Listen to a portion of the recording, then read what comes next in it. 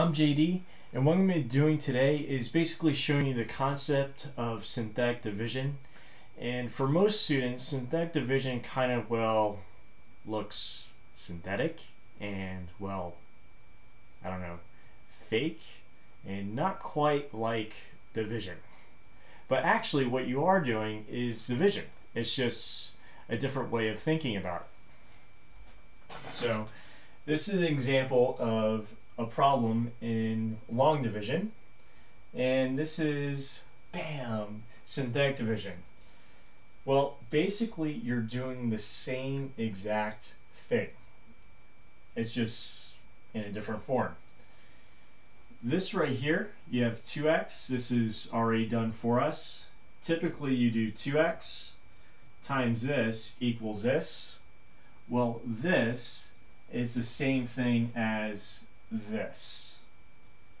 2 and 6, right? It's the same numbers that appear here. Well, this is minus, but you have to change the sign anyway, right? You know, when you subtract. When you do synthetic division, you're changing that in the first step, right? This is a minus 3, and here it's a positive 3. And so, same thing with this. The coefficients repeat throughout. Like the 3 and the 9, 3 and the 9. And when you bring it down, right, you're adding or subtracting. Well, you change the sign first, and then you end up adding. Negative 3 plus 6, negative 3 plus 6 is 3.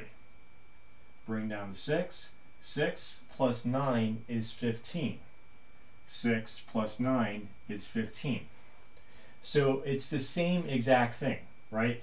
You know, you have 2 times 3, well, 2 times 3, right? That's how you get all those things right up in there. Now, what you're going to find is that some textbooks, not all textbooks, most textbooks do teach that they only show you one way of doing synthetic division, and that synthetic division must be in the form of x minus c, or x plus some number, or x minus some number. Well, if that's the case, then there wouldn't be, right? Then you wouldn't have, you would have a variety, you would just have long division as x minus 3, x plus 3. But that's not the case. You can actually, believe it or not, whatever you can do in long division, you can do with synthetic division. And so I'm going to show you a couple examples in some of the videos here on JD Math Guy. But just think about this. Whatever you can do in long division, you should be able to do in synthetic division. And I'll point this out, and then you'll see why in different videos. Some examples that I'll show. I wrote this differently than what you'd see in a normal textbook. Sometimes you see in a corner, you know, like that, off to the side. Sometimes this is not here at all, and you just skip a line. I don't know.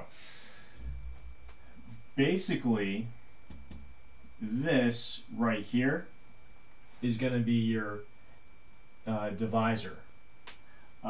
You know, here, it's the same thing as before. It's the coefficients of your dividend. Below is your quotient, and then also your remainder. And it's going to be the same thing even when we start looking at examples that deal with a polynomial divided by a trinomial, or even a binomial in the form of ax plus b. You know, something that you don't typically do when you're doing synthetic division.